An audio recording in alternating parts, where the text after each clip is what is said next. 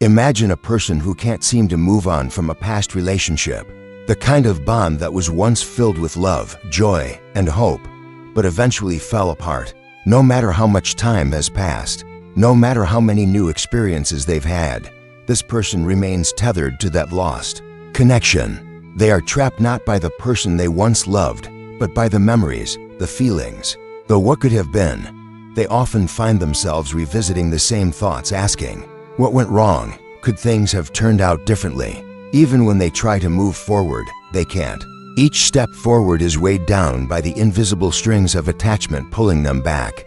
This is not just the story of a romantic relationship. It could be a lost dream, a once promising career that fell apart, or a vision of the future that now feels unreachable. In all these cases, the person clings to something that no longer serves them. They try to let go, but the harder they try, the more suffocating the attachment becomes. The paradox is clear. The more they hold on, the more they suffer. What if attachment is not just a source of comfort, but also a prison? A psychological trap that holds us hostage to our past? What if the very thing we seek for stability our attachments are also the chains that prevent us from growing and evolving? This tension between attachment and freedom lies at the heart of human existence. It challenges our very understanding of happiness, fulfillment, and self-realization. In the coming exploration, we'll look into why we form attachments in the first place. We'll uncover the psychological mechanisms behind them, explore how they can entrap us, and ask the unsettling question, can we ever truly be free from them? To understand why we struggle to let go, we need to first grasp the psychological forces that bind us. John Bowlby, a British psychologist, was one of the first to give us a comprehensive theory on attachment. His work revealed a profound truth. Our need for connection is not just a social or emotional preference. It is a fundamental part of our survival. From the moment we are born, we are wired to seek out and form bonds with others. These bonds, which Bowlby called attachments, serve as the very foundation of our emotional and psychological development. Think about an infant. For the first few months of life, they are helpless, utterly dependent on caregivers for survival. But it's not just physical survival that matters. The infant is also in need of emotional care, of feeling secure in the presence of their caregiver. This bond isn't just about keeping the baby fed or warm. It's about creating a sense of safety in the world. A secure attachment to a caregiver gives the child confidence in exploring the world around them, knowing that they can return to a safe haven whenever they feel threatened. In essence, attachment forms the emotional blueprint for how we view relationships for the rest of our lives. As we grow older, this attachment process doesn't stop. It simply shifts. In adulthood, the bonds we form take different shapes: romantic partners, friendships, even our attachment to ideas, possessions, and statuses. But the underlying need remains the same. We crave connection because it provides us with a sense of stability, predictability, and safety. The people and things we attach to offer us something concrete in a world that is often chaotic and uncertain. The subconscious need for connection creates a profound attachment to whatever provides us with this emotional security. Whether it's a romantic partner who makes us feel loved and valued, or a career that gives us a sense of purpose and identity, we often begin to define ourselves by our attachments. These connections become the mirror through which we see ourselves and the world. They become a part of our identity, what we hold dear, what we are afraid of losing. But this need for attachment is not without its darker side. While attachment can provide comfort, it can also cause immense psychological pain when it becomes dysfunctional. Take, for instance, the case of people who struggle to let go of a relationship that has long since ended. These individuals might stay emotionally bound to their ex-partner, despite knowing that the relationship was toxic or unsustainable. Why do they cling to something that no longer serves them? It's because attachment has become intertwined with their sense of self.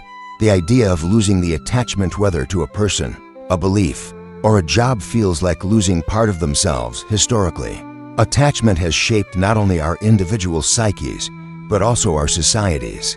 Consider the case of the collective attachments that hold entire communities or nations together. Nations often form emotional attachments to their identities, attachments to history, symbols, and leaders, people find security in their collective identity. It is this sense of belonging that drives national pride, loyalty, and sometimes even blind obedience. These attachments can be so powerful that they push individuals to take drastic actions, even to the point of war, all to preserve what they believe is the foundation of their safety and identity. Take the example of the American Civil War, where the attachment to differing visions of national identity, North versus South, drove millions to fight and die for causes that had been deeply ingrained since childhood. These were not just political ideologies, they were emotional attachments to what each side believed represented their self-concept, their heritage, and their way of life. The attachment to those ideals made it nearly impossible for either side to reconcile, until the bloody conflict unfolded. In the modern world, attachment has evolved with the rise of consumerism and technology. We attach ourselves to material goods, to brands, and to social media profiles. These attachments may seem more superficial than those formed through personal relationships, but their psychological impact is no less significant. People form deep attachments to the image they project on social media, constantly curating their lives to match societal expectations. This attachment to a carefully constructed identity can be just as powerful as any emotional bond. And when that identity is threatened, when a post doesn't get enough likes, or when someone challenges the online persona we've built, it can create feelings of insecurity, self-doubt, and anxiety. Our attachment to things is not always conscious either. Much of it happens in the background of our minds. For example, consider how people often feel the need to keep up with the latest trends. From the clothes we wear to the gadgets we buy, these things provide a sense of belonging to a particular social group. In a way, we use material possessions as a shorthand for identity. Our attachment to these items can define who we believe we are, even when they don't serve any deeper purpose in our lives. Yet, the paradox of attachment is that even when these connections provide us with a sense of security, they can also trap us. The very thing that makes us feel safe, our attachments, can become the thing that prevents us from evolving, from expanding our consciousness, or from embracing change. We become so tied to our past experiences, our relationships, and our possessions that we fail to see that letting go of them could be the key to our liberation. The attachment to familiarity, to the known, is one of the most powerful forces in human psychology. It's not just about holding on to the people and things we love, it's about avoiding the discomfort of the unknown. Change is terrifying because it requires us to detach from what we've grown to rely on for comfort. And yet, in order to grow, we must be willing to let go. But why is this so hard? Why do we continue to hold on, even when we know it hurts us? The answer lies in the very nature of attachment itself. It is not merely an emotional connection. It is a survival mechanism deeply embedded in our psyche. Attachment keeps us grounded. It keeps us connected to the world. And most importantly, it keeps us from feeling alone in a vast, unpredictable universe. And so, the paradox remains: attachment is both a source of our greatest comfort and our deepest struggle. As long as we cling to the past, whether through relationships, identities, or ideologies, we will remain tethered to a world that is constantly shifting. The question is, can we ever let go? Or are we doomed to be held captive by the very thing that gives us a sense of security? This tension between attachment and freedom will guide us through the next stages of this exploration, as we try to understand the deeper psychology of our need to hold on and why, at some point, we must learn to let go. While attachment is often seen as a fundamental human need, providing us with security and a sense of belonging, there is a much darker side to this force. As comforting as it can be to hold on to relationships, ideas, and possessions, attachment can quickly transform from a source of stability into a psychological prison. It can become a cage that limits growth, suffocates freedom, and entraps us in patterns that prevent us from evolving into our true selves. This is where the concept of toxic attachment comes into play, an attachment that, instead of nourishing us, starts to drain our emotional energy and keep us tethered to destructive forces. To understand the true dangers of attachment, we must first look at the nature of human dependence. Sigmund Freud, the father of psychoanalysis, argued that early childhood experiences profoundly shape our attachments and, by extension, our mental health. Freud believed that unresolved attachments from childhood, particularly those to our primary urge, could lead to dysfunctional relationships later in life. These unresolved feelings would manifest in adult behavior, often in the form of unhealthy dependencies on others. A child who grows up with an overbearing or emotionally unavailable parent, for example, might later become overly dependent on romantic partners or friends, seeking in them the emotional support they never received. Carl Jung, a contemporary of Freud, also warned about the dangers of overattachment. While Freud focused on the unconscious drives and early developmental stages, Jung emphasized the importance of individuation, the process of becoming one's true self.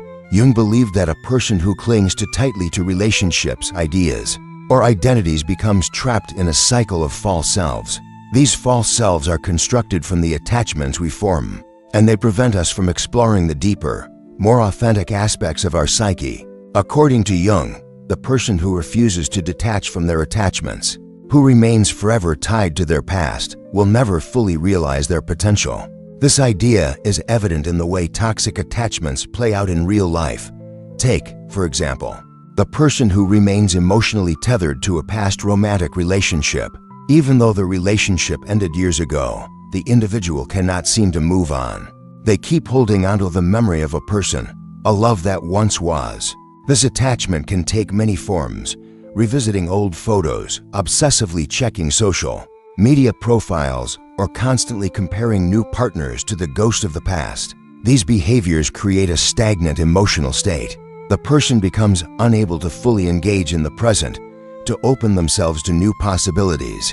They are imprisoned by the very attachment they once thought would bring them comfort. In more extreme cases, this attachment can lead to unhealthy dependencies. Consider the concept of love addiction, a term used to describe individuals who become emotionally dependent on another person to the point of obsession. Love addiction often stems from childhood trauma, where an individual's need for love and validation was not met in a healthy way. As an adult, they seek out relationships that fulfill their emotional needs, but instead of fostering mutual respect and healthy boundaries, these attachments become possessive, controlling, and even abusive. The person feels as if they cannot live without the object of their attachment, unable to function unless they receive constant validation and approval. But the dangers of attachment aren't limited to personal relationships. Attachments can also form around ideas, ideologies, or material possessions. For instance, consider how people become attached to their political beliefs.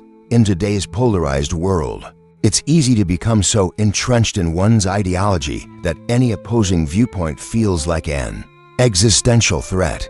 This attachment to a particular political identity can limit personal growth and understanding. When we attach our identity to a political party, we risk becoming blind to the nuances of the world around us. We start to filter all information through the lens of our attachment, rejecting anything that challenges our beliefs. The same can be said for attachments to material possessions.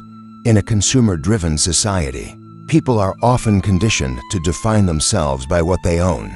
The latest car, the most fashionable clothes, the newest phone. These things provide a temporary sense of fulfillment, but they are not lasting. Over time, the attachment to these possessions grows, and the individual becomes trapped in a cycle of desire. The pursuit of more stuff becomes a never-ending quest to fill a void, but nothing ever seems to be enough. The attachment to material wealth prevents the individual from discovering what truly brings meaning to their life. Toxic attachment can even manifest in less obvious ways. Consider the person who clings to their past achievements as their primary source of self-worth. This attachment to past success can prevent them from taking risks, from pursuing new goals, or from adapting to changing circumstances. The fear of losing their status or reputation becomes so powerful that it stifles their growth. They remain fixed in a state of nostalgia, unwilling to face the discomfort of reinvention or failure. This attachment to the past, though seemingly harmless, can create a form of emotional stagnation, where the person is forever looking backward, unable to move forward. The danger of attachment becomes especially clear when we realize how it prevents us from achieving true freedom and self-actualization. True freedom is not the absence of external constraints, it is the absence of internal ones. The person who is free from the shackles of attachment is someone who can flow with life, unburdened by the weight of past relationships, past ideas, and past possessions. They are not defined by what they cling to. Instead, they are defined by their ability to adapt, grow, and evolve.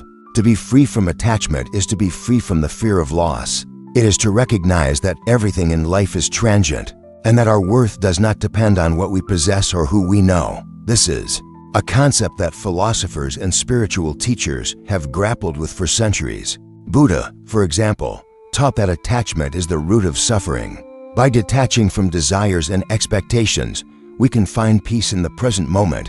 Similarly, Nietzsche believed that we must embrace the chaos of life and let go of our attachment to order, comfort, and certainty in order to become who we truly are. This philosophy, though profound, is difficult to implement in a world that is constantly pushing us to attach to people, ideas, and possessions, but the consequences of not letting go are clear. Toxic attachment keeps us tethered to the past, limiting our potential and trapping us in cycles of emotional pain and dependence.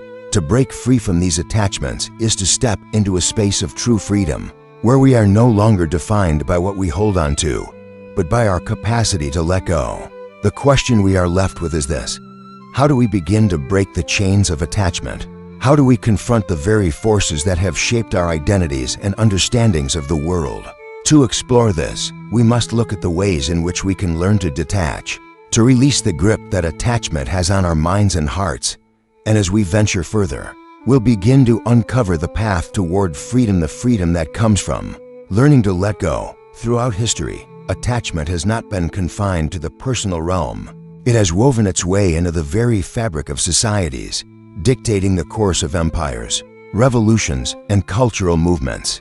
Whether it was the loyalty of subjects to kings, the fervent nationalism that ignites wars, or the attachment to ideologies that guide millions of lives, the concept of attachment has been a driving force in shaping the course of human civilization. These collective attachments, while often forged by necessity or survival, have time and again proven to be double-edged swords, offering both stability and freedom, but also control and enslavement. To begin, we must look how attachment to power has influenced entire civilizations.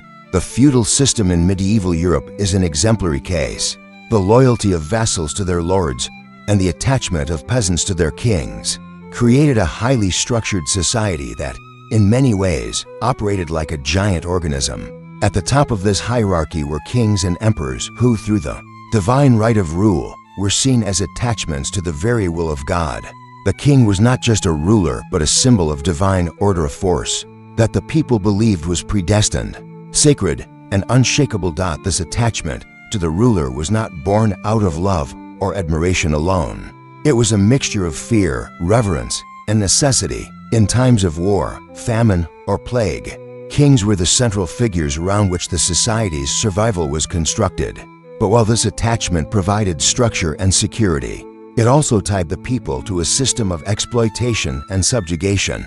The lower classes, bound by loyalty to their rulers, could not see beyond their immediate allegiance. Their attachment to the crown, though rooted in survival, ultimately prevented them from imagining a different world, a world without absolute monarchs, without oppressive systems, without feudalism. The attachment to power is not limited to the medieval era. Fast forward to the rise of nationalism in the 19th and 20th centuries, and we see the same dynamics at play.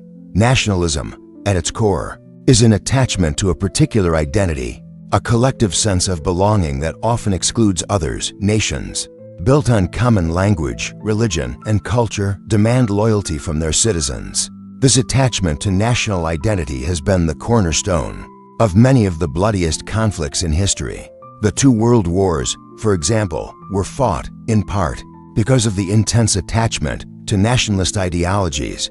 People, driven by their attachment to their country, were willing to sacrifice their lives and destroy others in the name of patriotism. This attachment which appears so natural and even necessary for a functioning society, is also a force of profound manipulation. Nietzsche, the German philosopher who explored the human psyche in great depth, warned of the dangers of collective attachment to power and status.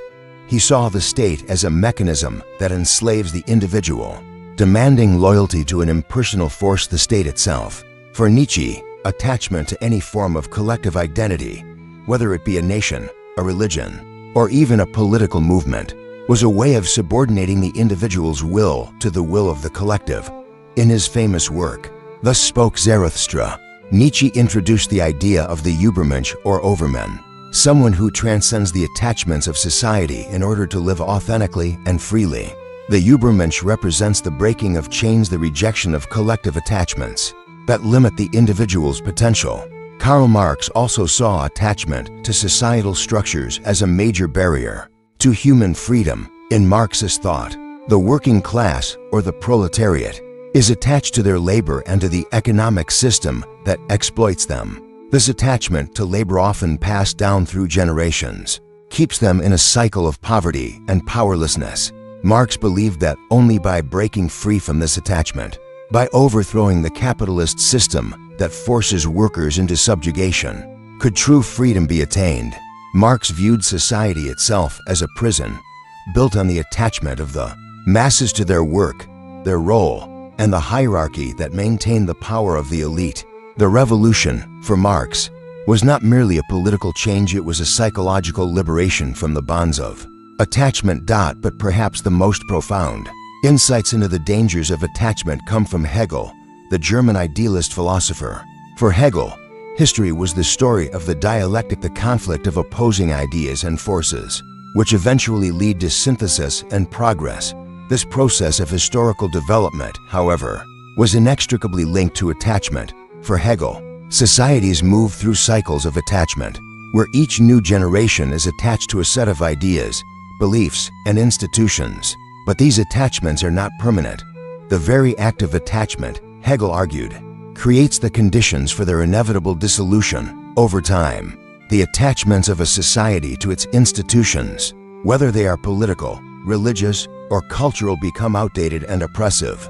The old system, once a source of stability, begins to stifle the progress of the people, leading to conflict and revolution. History, in Hegel's view, is a constant process of attachment and detachment, a struggle between the old order and the new, between the forces of preservation and the forces of change. The struggle for freedom, according to Hegel, is ultimately the struggle to break free from these attachments. And this struggle is not just a matter of overthrowing governments or changing political systems. It is a matter of liberating the mind from the attachments that bind it to outdated ways of thinking. To be free, for Hegel, was to recognize that the world is always changing and that our attachments to the past must be transcended. If we are to embrace the future, this tension between attachment and freedom is not confined to the past. The political and ideological attachments of the modern world, whether to nationalism, capitalism, or even democracy, continue to shape the course of human history. The attachment to these systems often blinds us to their limitations, preventing us from imagining alternatives. This is why revolutions, from the French Revolution to the Arab Spring, have so often been marked by a desire to break free from the attachments to power and control that have shaped society. But these revolutions also show us the cyclical nature of attachment. New systems of power, once formed, often become the very thing they sought to overthrow, replacing one set of attachments with another. The history of attachment is, therefore, a history of struggle, a struggle between the forces that seek to keep us bound to the past and the forces that push us toward liberation. But the challenge is not simply one of political or social change.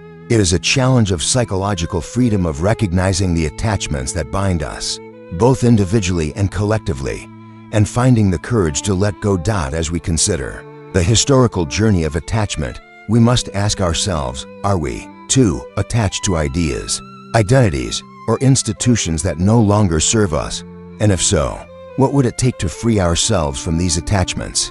To answer these questions, we must turn to the present, to the psychological tools and philosophical insights that can help us break free from the chains of attachment and move toward a more liberated and authentic existence.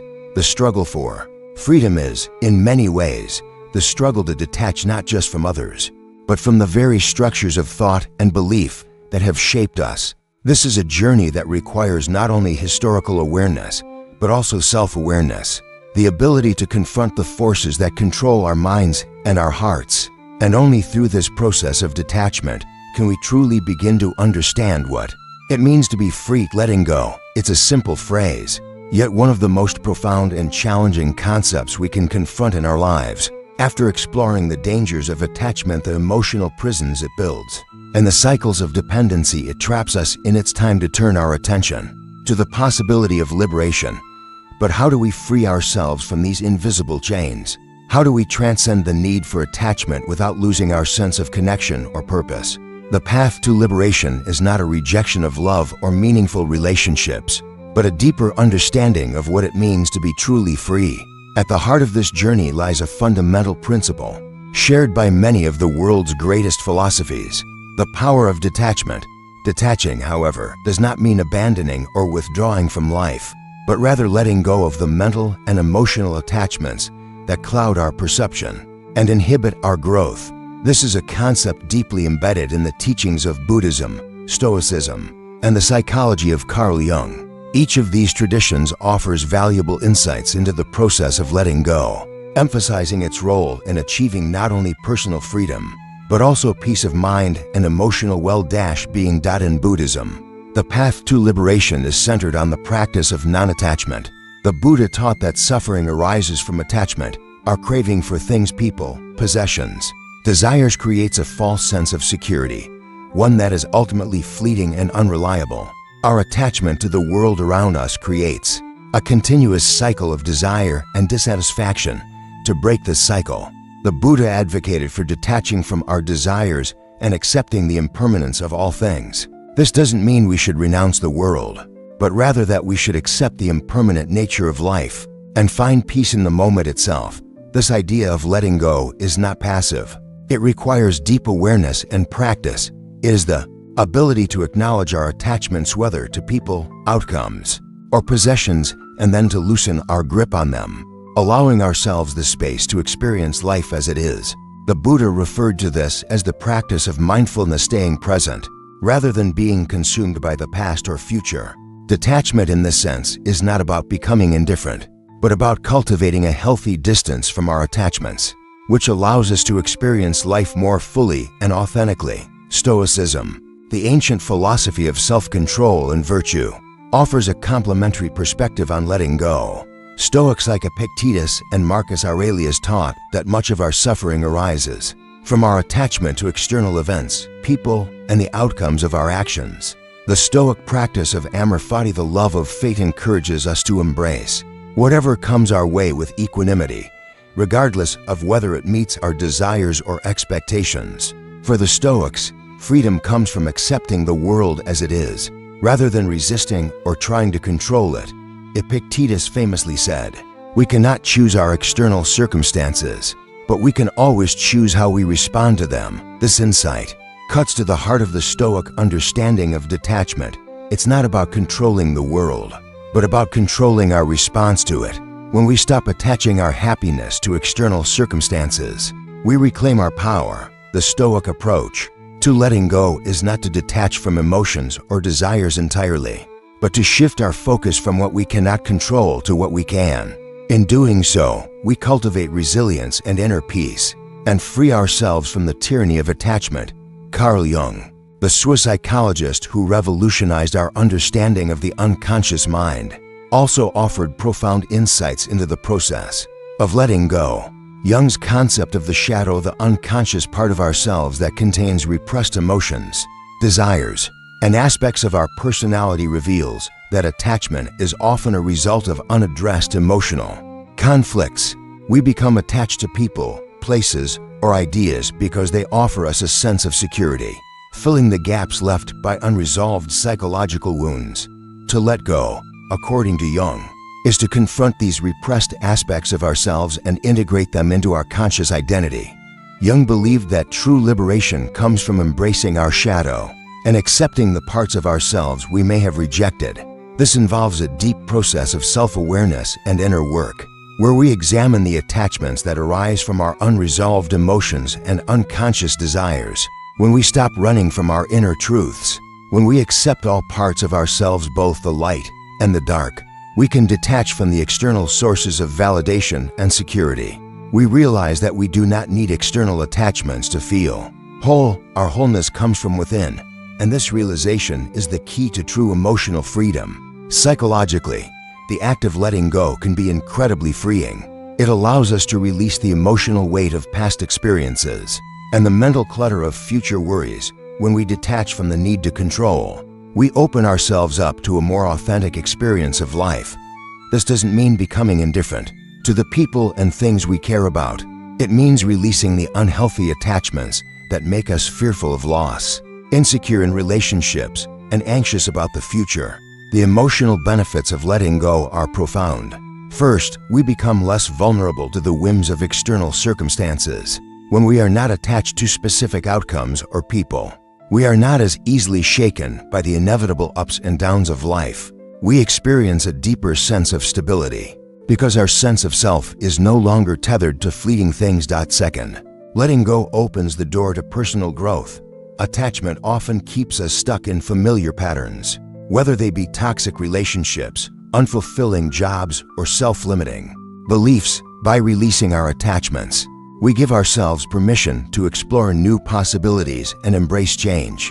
We become more adaptable, more resilient, and more capable of living in alignment with our true desires and values.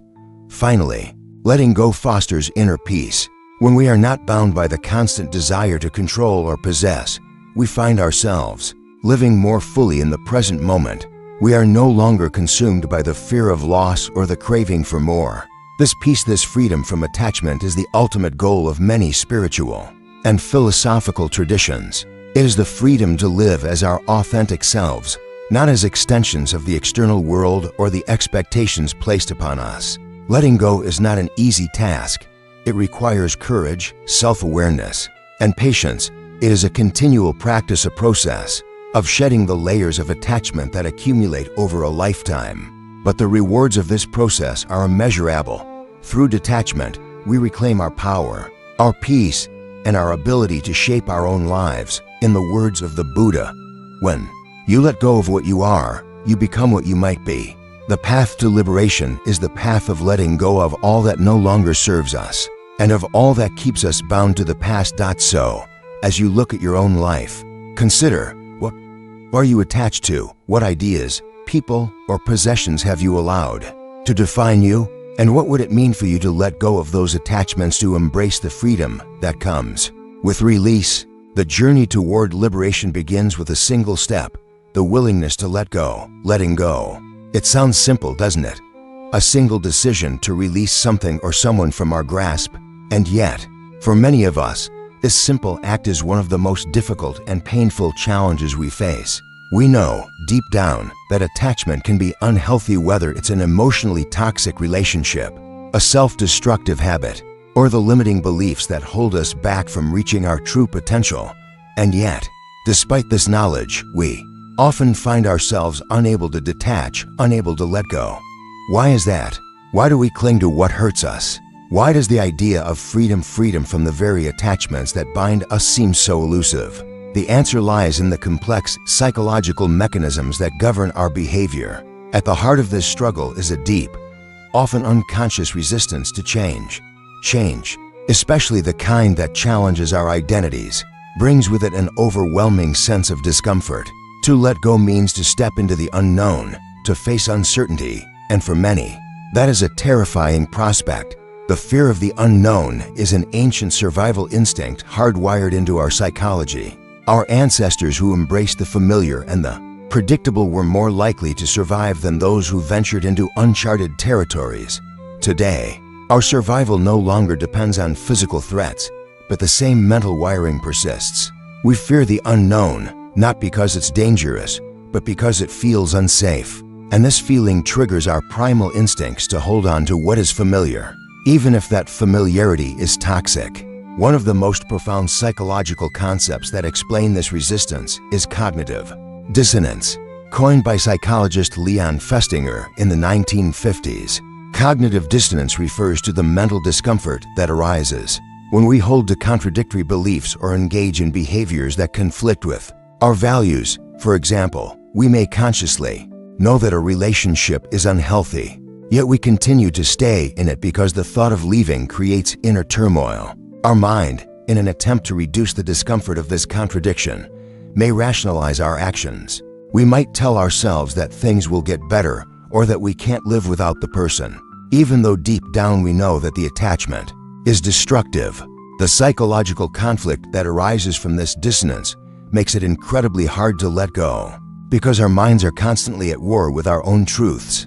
This internal resistance is further compounded by the fear of loss. Letting go often feels like giving up something that defined us, whether it's a relationship, a belief system, or even a job that we've invested years into. Our identities are often closely tied to the things and people we are attached to. To let go is to face the possibility of losing not just something external, but part of ourselves. This fear of loss triggers a sense of grief, which is often misunderstood or minimized in the process of letting go.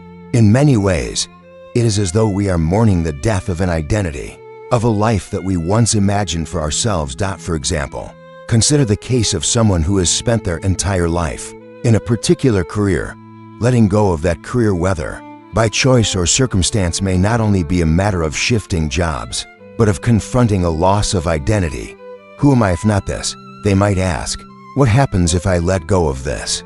The fear of losing the familiar, even if it's unfulfilling, can paralyze us, leaving us stuck in a cycle of resistance to change. Even more insidious is the role that self-limiting beliefs play in preventing us from letting go. Many of us cling to outdated, damaging beliefs about ourselves, beliefs that were formed in childhood, reinforced by society, or even shaped by our own failures. These beliefs often come in the form of internalized messages like "I'm not good enough," "I don't deserve better," or "I'll never be able to change." These beliefs become deeply ingrained, so much so that they shape our entire worldview. The idea of letting go of these beliefs is not just challenging, it feels like a complete dissolution of the self. If I let go of these beliefs, who will I be? What happens if the foundation of my identity crumbles? The emotional discomfort of detachment is another powerful force at play. Attachment is, at its core, an emotional bond. These bonds are not simply based on our mental assessments of the situation, but on deeply ingrained emotions that make them feel almost impossible to sever. Emotions like fear, shame, guilt, and loneliness are often attached to our attachments, and the thought of losing these connections can bring up intense emotional pain. The emotional pain of detaching is not something that can be easily ignored or rationalized away. It must be faced and processed, and this is where many people falter. They might choose to stay in unhealthy relationships, not because they lack the knowledge or willpower to leave, but because the emotional toll of detaching feels unbearable. The experience of detachment is often compared to a kind of existential pain. In letting go, we are not just severing ties with something external. We are confronting the very essence of our existence: the fear of change, the loss of meaning, the anxiety of stepping into a new and unknown self. This discomfort is part of the process of personal growth, yet it remains a massive hurdle for many, in the same way that physical pain is a signal that something needs attention. Emotional discomfort signals that change is required. The problem is that, rather than embracing the pain as a necessary step toward healing and growth, we often resist it out of fear or ignorance. However, the struggle to let go is not entirely futile. In fact, the very act of grappling with these feelings of discomfort is a necessary part of the process of personal transformation. There's a paradox in play. The more we resist the discomfort, the more entrenched we become in our attachments. The more we try to avoid the pain, the more power it has over us. It's only by facing the emotional discomfort directly, by leaning into the pain of detachment, that we can begin to break free from the grip of unhealthy attachments. Ultimately, letting go requires us to confront a truth that most of us are afraid to acknowledge. The process of personal growth is not always comfortable. and it often involves periods of emotional turbulence. But this turbulence is not permanent. On the other side of the struggle is the possibility of liberation, the freedom to live more authentically, to build healthier relationships, and to experience life with greater emotional resilience. So, the question remains, why do we hold on so tightly? The answer lies in the complexities of the human psyche, the fear of the unknown, the pain of loss, and the emotional discomfort that comes with breaking free. But in facing these fears, in confronting the discomfort head-on, we open the door to true transformation.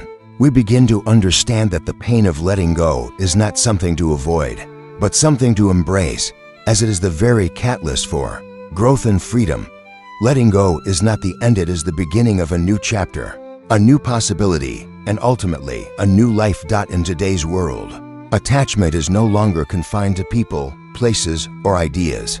It has evolved into something far more pervasive, far more insidious. Modern society has become a factory of attachments, constantly feeding us new ways to anchor ourselves to things, beliefs, and identities that, in reality, serve only to limit our growth and keep us trapped in cycles of superficial fulfillment. We are now encouraged, even coerced, to attach ourselves to material possessions, social status, and online personas, constructs that promise satisfaction, but ultimately leave us feeling empty. Take, for instance, the phenomenon of consumerism. From the moment we wake up to the moment we go to sleep, we are bombarded with messages telling us that we are incomplete, that we are not enough as we are. The solution: consumption, the purchase of products, services, and experiences that promise to make us whole. This is not by accident. It is the very foundation of capitalist economies, where the goal is not just to sell products, but to create perpetual attachment.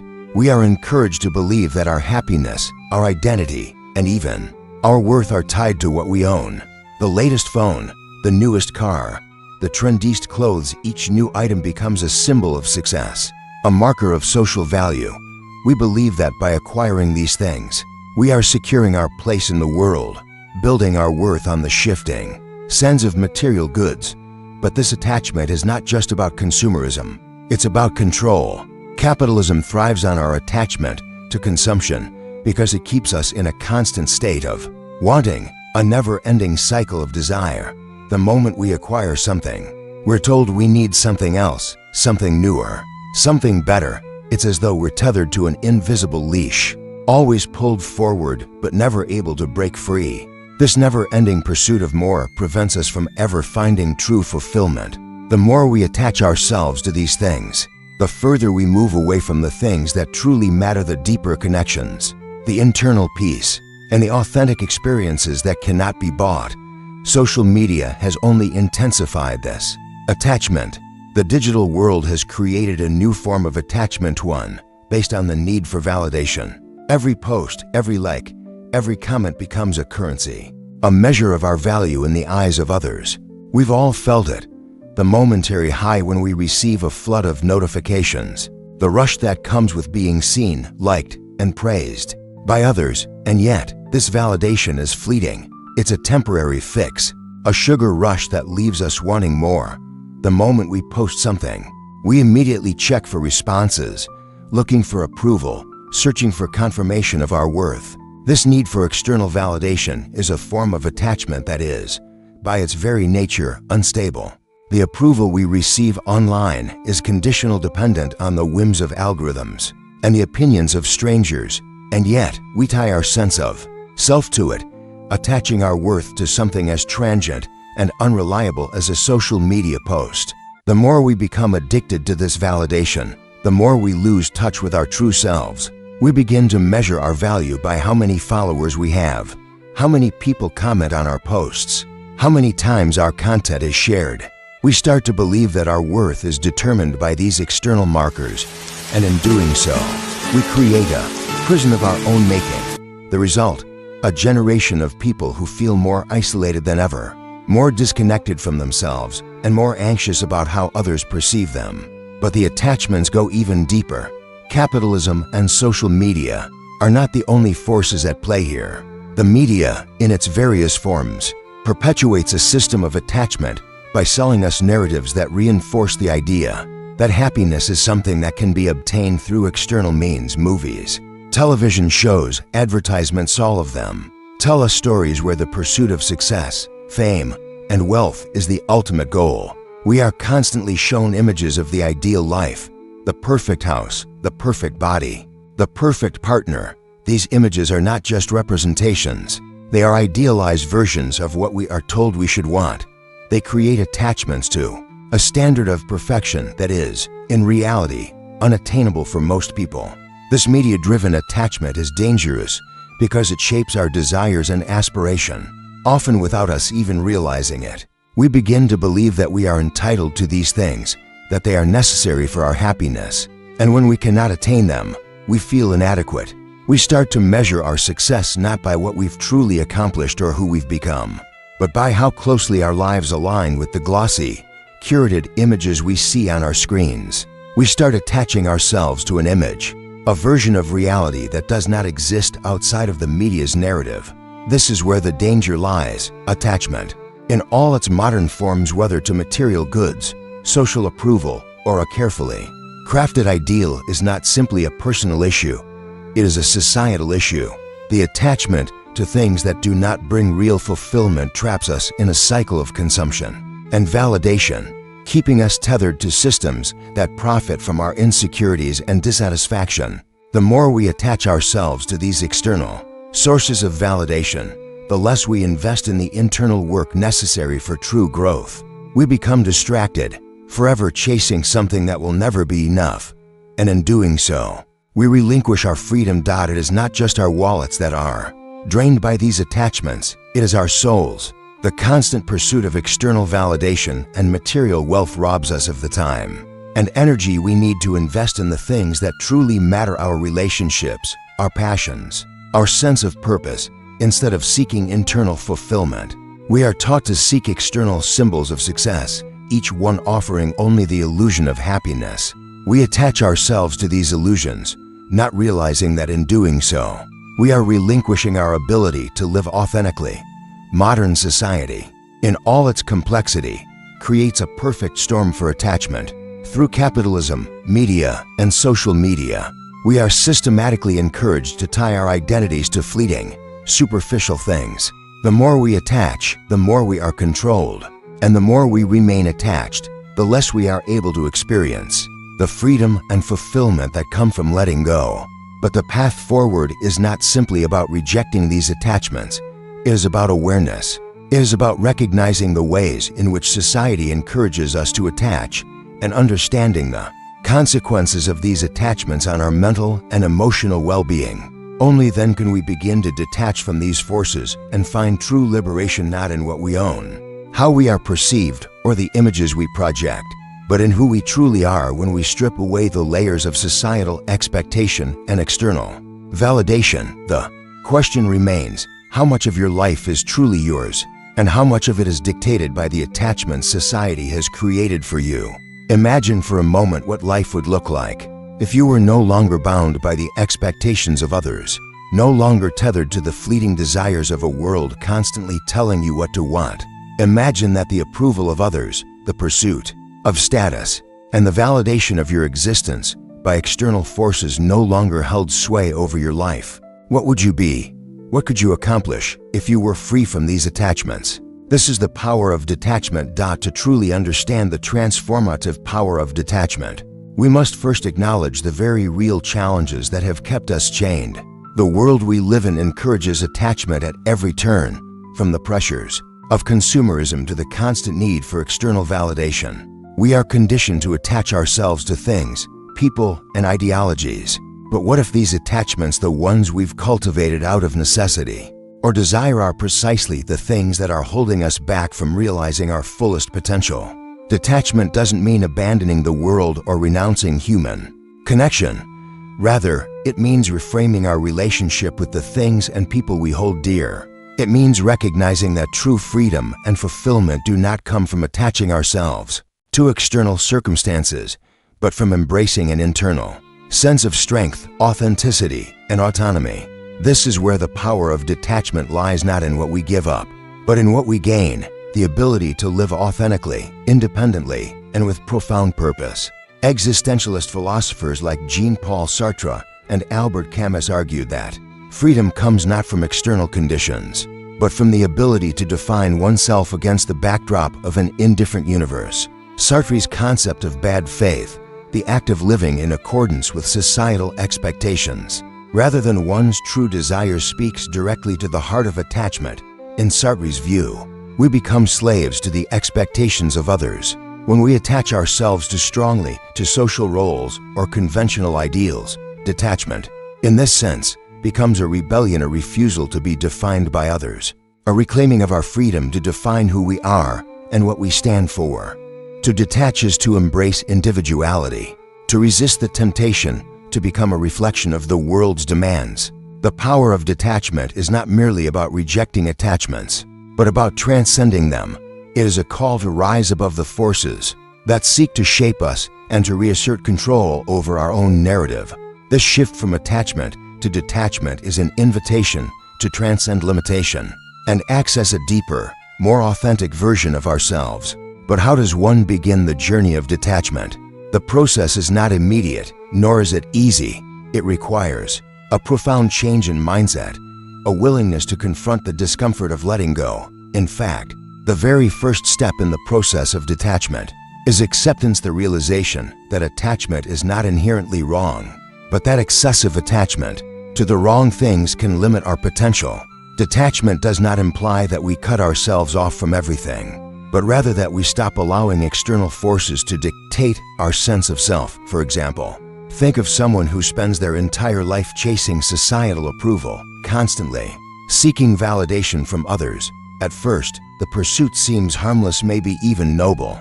But over time, this need for validation can become a trap, with the person so consumed by others' opinions that they lose touch with their own desires and values. To detach is to recognize this cycle and break free from it.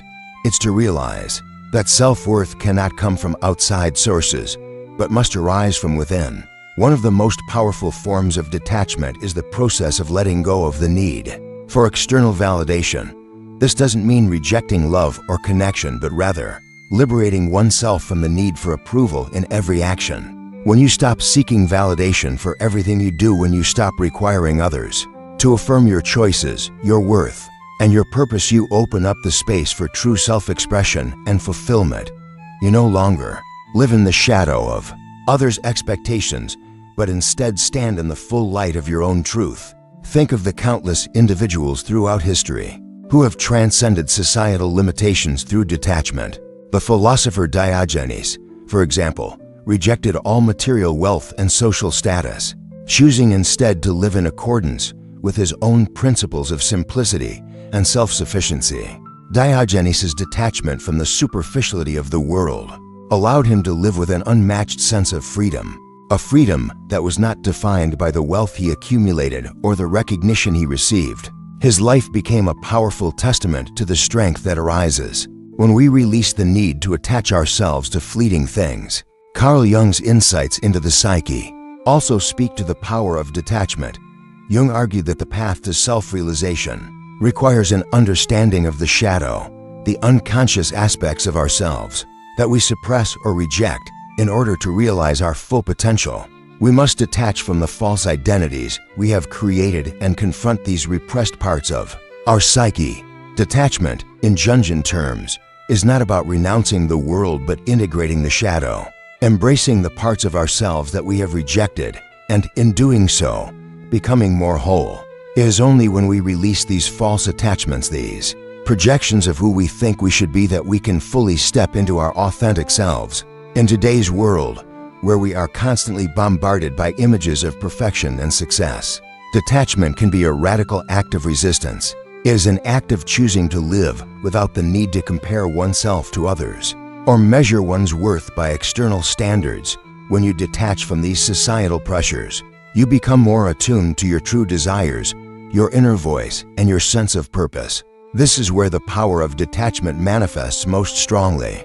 It empowers you to live life on your own terms, to follow your own path, and to create your own meaning. But detachment is not just about rejecting the external world. It's also about turning inward and letting go of the internal attachments that hold us back, we can be just as attached to our own fears, doubts, and self-imposed limitations as we can be to external validation. These internal attachments, often deeply ingrained from years of conditioning, can be the most difficult to release. Yet, when we detach from these inner constraints, we open up the possibility for growth and transformation. We allow ourselves to become who we truly are, free from the suffocating influence of past conditioning. The power of detachment is not found in the act of renouncing the world, but in embracing a new way of relating to it. It's about stepping back from the attachments that confine us and allowing ourselves the freedom to explore, to change, and to grow. It's a path towards self-empowerment that begins from within. When we release our attachment to the need for external validation, when we stop identifying ourselves through the lens of social expectations, we unlock the full potential of who we are meant to be. In the end, detachment is not about giving up everything you love or cherish. It is about transcending the need for external validation and recognizing that your true worth is not dependent on what you own, how you look, or what others think of you. Detachment is about finding the freedom to be yourself authentically and unapologetically. It is a powerful, liberating force that allows us to realize our full potential, free from the chains of attachment that seek to keep us small and confined. Through detachment, we discover not a life of emptiness, but one of profound richness, a life where we are no longer slaves to external forces, but masters of our own destiny.